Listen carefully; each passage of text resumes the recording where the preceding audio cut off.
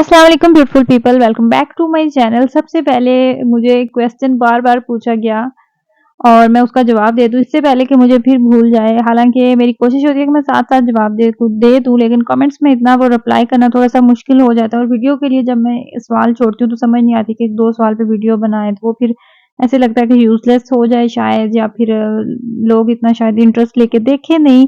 तो इसलिए मैंने ये सोचा कि मैं साथ-साथ जो भी मुझे कोई क्वेश्चन अगर मिलता है तो मैं साथ ही उसका जवाब दे दूँगी।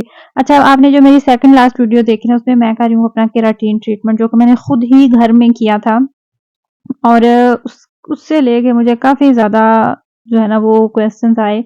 अच्छा, सबसे पहला कि वो ट्रीटमेंट करने के बाद आपके बाल कितने अरसे तक स्ट्रेट रहते हैं? अगर तो आपके बाल नेचुरल स्ट्रेट ही हैं, इतना वो ज़्यादा नहीं है, इतने वो रफ़ या फ्रिज़ी नहीं है, तो आपके बाल 1 साल तक भी चले जाते हैं। जी, बिल्कुल आप ठीक सुन रहे हैं, 1 साल तक भी जाते हैं। और ये मैंने अपनी सिस्टर को भी किया था केराटिन, तो उसके बाल नेचुरल स्ट्रेट है, शाइनी है, तो उसके जो बाल है ना वो 1 साल तक ये उसके बाल बिल्कुल स्ट्रेट रहे थे, कोई उसको इश्यू नहीं हुआ था। और जैसे अभी मेरे हैं, मेरे बालों को इस ट्रीटमेंट की ज़रूरत होती है, तो मेरे बाल इससे तकरीबन 3 से 4 मंथ तक चले थे। पैकिंग के ऊपर उनका कहना है कि 3 मंथ तक ये रहता है आपके बालों में इसका असर। अच्छा, दूसरा ये कि परमानेंट कुछ भी नहीं होता। एक बात हमें समझना पड़ेगी कि चाहे तो आप केराटिन करवा रहे हैं, प्रोटीन ट्रीटमेंट आप करवा रहे हैं, या फिर आप रिबॉन्डिंग करवा रहे हैं, जो आपके बाल होते हैं ना उन्हीं को केमिकल्स लगा के स्ट्रेट किया जाता है। परमानेंट कुछ भी नहीं होता, क्योंकि हमारी स्किन से जो नए बाल निकलते हैं ना वो अपनी असली हालत में ही निकलते हैं, और वो निकलते-निकलते काफ़ी टाइम ले जाते हैं, इतनी जल्दी बाल नहीं निकलते। जब नीचे से आपके बाल आते हैं ना नए, तो फिर वो फ़ील होता है कि अच्छा, ये अब वैसे ही फ्रिज़ी आ रहे हैं या कर्ली आ रहे हैं। तो एक ये चीज़ होगी। मैंने डीएम मार्केट से लिया था। आपको रोसमान, म्यूला, ऑनलाइन किसी भी जगह से आप देख सकते हैं, किसी भी मुल्क से आप देख सकते हैं। आप इटली से देख रहे हैं वीडियो, या फिर आप स्पेन से हैं, किसी भी कंट्री से हैं, आपने वहाँ की जो लोकल लैंग्वेज है उसमें आपने कन्वर्ट करना है और आपने देखना है कि इस चीज़ को वहाँ की ज़ुबान में क्या कहा जाता है, तो फिर आपको फॉर श्योर मार्केट से मिल जाएगी। अगर फिर भी आपको मार्केट से नहीं मिलती तो आप ऑनलाइन देख लें। और उसके अलावा जो मैं स्ट्रेटनर यूज़ कर रही थी वो मैंने रेमिंगटन का फिर स्ट्रेटनर रखा हुआ है, और उसकी प्राइस थी 50 से लेके 60 यूरो के दरमियान मैंने वो लिया था। मुझे एग्जैक्ट उसकी प्राइस नहीं याद, क्योंकि मैं इस मामले में बहुत बुरी हूँ, और वो मैंने 1 साल पहले लिया था। और मैंने अब तक जितने भी स्ट्रेटनर यूज़ किए ना, मुझे सबसे बेस्ट अपना वही स्ट्रेटनर लगा है। मैं इससे पहले भी 3-4 दफ़ा ये ट्रीटमेंट ले चुकी हूँ, और मैं सैटिस्फाइड थी इससे। मुझे लगता है कि मेरे बालों को इसकी ज़रूरत है, और बस आपने थोड़ी-सी केयर करना होती है, वो आप साथ-साथ करते रहें। और अच्छा, दूसरा ये कि इसके बाद 3 दिन तक बालों को ऐसे मैं खुला छोड़ा था, जैसे होता है कि आपने इतना अरसा खुला छोड़ना है बालों को आपने बाँधना नहीं है, ऐसा कुछ भी नहीं है। और ना ही मैंने कोई स्पेसिफिक शैम्पू या फिर कोई भी ऐसी कोई स्पेशल हेयर केयर मैंने कुछ भी नहीं किया था। बस नॉर्मली जो मैं शैम्पू यूज़ कर रही होती हूँ, वही मैंने किया था। अगर डैंड्रफ हो जाती है मुझे, तो मैं एंटी डैंड्रफ शैम्पू यूज़ करती हूँ, जो कि आपको पता है कि बहुत ही स्ट्रॉन्ग होता है। नॉर्मली मेरी कोशिश होती है कि मैं लाइट शैम्पू ही यूज़ करूँ।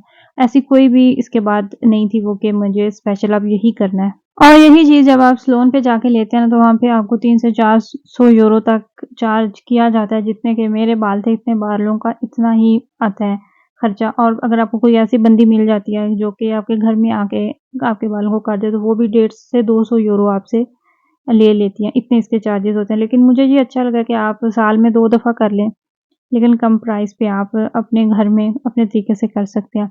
अच्छा, उसके अलावा आते हैं अपने टाइटल और थंबनेल पे जो लिखा था, जो आपने पढ़ा, उस टॉपिक पे भी बात करते हैं कि वो ज़्यादा सही। ये भी आप लोगों के ही क्वेश्चंस होते हैं, ये भी इस बारे में आप लोगों को ही जानना होता है।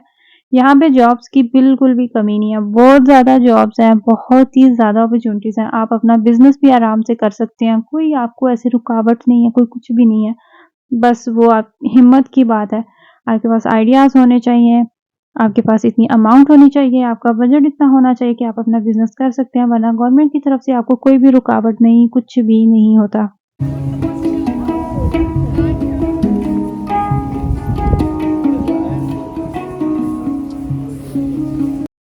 आज से तकरीबन 2 ढाई साल पहले जिस सूबे में हम रहते थे, सूबा तो ख़ैर सेम ही था, वो क्राइस और थी, ज़िला और था। वहाँ पे मैंने सुना था, वहाँ पे चूँकि इतने ज़्यादा गैर मुल्की नहीं थे, इतनी ज़्यादा कम्युनिटी नहीं थी, ज़्यादा डॉइच ही थे, तुर्किश लोग थे। तो वहाँ पे मैंने कुछ अपने आस-पास करीबी लोगों से सुना था कि जो लेडीज़ सर पे दुपट्टा लेती हैं, यानी कि हिजाब करती हैं, तो उनको जॉब्स मिलना बहुत मुश्किल होता है और स्पेशली मार्केट्स में जो काउंटर के ऊपर बैठी होती हैं, वो तो बिल्कुल भी मुमकिन नहीं है। लेकिन ये बात बिल्कुल गलत है, ऐसा कुछ भी नहीं है। यहाँ पे अब जिस सिटी में हम रह रहे हैं, यहाँ पे एक तो मुस्लिम कम्युनिटी बहुत ज़्यादा है। मतलब कि आप ये क कह लूँ ना मैं कि 80% तक जहाँ पे मुस्लिम है, तो ये बात बिल्कुल भी गलत नहीं होगी। और हर मार्केट में, हर जगह पे आपको लेडीज़ काम करती नज़र आ रही होती हैं। सर पे उनके वो होता है, दुपट्टा होता है, अपने तरीके से उन्होंने अपने सर को कवर किया होता है, अपनी मर्ज़ी से उन्होंने ड्रेसिंग की है। कुछ भी ऐसी नहीं है, कोई रोक-टोक कुछ भी नहीं है। आप बस काम करने वाले हो, हर फ़ील्ड में आपको काम मिल जाता है। बहुत ही ज़्यादा यहाँ पे काम है, इतनी ज़्यादा यहाँ पे जॉब्स है ना कि मैं आपको बता नहीं सकती। चाहे तो वो मर्दों के लिए हो, चाहे तो वो औरतों के लिए हो। आप अगर कोई भी वेबसाइट आप ओपन करते हैं ना काम के लिए या कुछ कहीं से भी आप पता करते हैं तो आपको हज़ारों ऑप्शंस मिलते हैं। वो आपकी मर्ज़ी की बात है कि आपने क्या करना है। प्लस फिर आपके पास ड्राइविंग लाइसेंस होता है, तो फिर तो आप ये कह लें कि सोने पे सुहागा है। ये कहना बिल्कुल गलत होगा कि जहाँ पे जॉब नहीं है, ऐसा कुछ भी नहीं है। यहाँ पे बस एक ही इश्यू है, वो ये है कि घर मिलना मुश्किल है और वो मुझे लगता है सिर्फ़ जर्मनी नहीं और भी साथ काफ़ी ज़्यादा कंट्रीज़ हैं जहाँ पे ये अब मसला बनता है घर ढूँढने में, देखने में आपको टाइम लगता है या फिर मिलते ही नहीं तो थोड़ा टाइम भी लग जाता है। लेकिन काम के हवाले से कुछ भी नहीं और जब आप बड़े सिटीज़ में रहते हैं, बड़े सिटीज़ में रहना आप प्रेफ़र करते हैं तो वहाँ पे फिर रश बहुत ज़्यादा होता है और वहाँ के जो आउसलैंडर बेहोर्डे होते हैं, यानी कि जहाँ से हम अपने वीज़े एक्सटेंड करवाते हैं, नया वीज़ा हमें मिलता है, कार्ड्स वग़ैरह हमें मिलते हैं। तो वहाँ पे वो रश होता है देखना वो वेट करना पड़ता है, ज़रा देखना पड़ता है। उसके अलावा जर्मनी में हर सूबे के अलग-अलग रूल है, यहाँ से अगर मैं 1.5 घंटा ड्राइव करके या एक आधा घंटा ही ड्राइव करके दूसरे सूबे में जाती हूँ, तो वहाँ पे भी रूल्स अलग हो जाएँगे, बल्कि सेम सूबे में ही डिफरेंट सिटीज़ के भी रूल्स अलग होते हैं। किसी सूबे में कोई रूल होता है, किसी में कोई तो अगर मैं यहाँ से आधा घंटा ही सफ़र करके किसी दूसरे सूबे में एंटर हो जाती हूँ, जैसे कि हमारा सूबा है नॉर्थ राइन-वेस्टफ़ालिया और अगर मैं हेसन में ही चली जाती हूँ, तो इवन के स्कूल्स में जो हॉलिडेज़ चल रही होती हैं, वो भी सेम नहीं होती, वो भी आगे-पीछे होती हैं। सिर्फ़ जो क्रिसमस की हॉलिडेज़ आती हैं ना, वो सेम डेट पे होती हैं, वरना गर्मियों की या फिर आगे-पीछे और भी आती हैं हॉलिडेज़, तो वो भी 1 वीक कभी आगे हमें पहले हो जाती हैं, कभी उन्हें पहले हो जाती हैं। तो ज़रूरी नहीं कि जो रूल्स मैं बता रही हूँ, तो किसी और सिटी से देखने वाले कहें कि नहीं ये गलत है या नहीं हमारी तरफ ऐसा नहीं होता, वो सब क्राइसिस के डिफरेंट होते हैं, रूल्स वो सेम नहीं होते।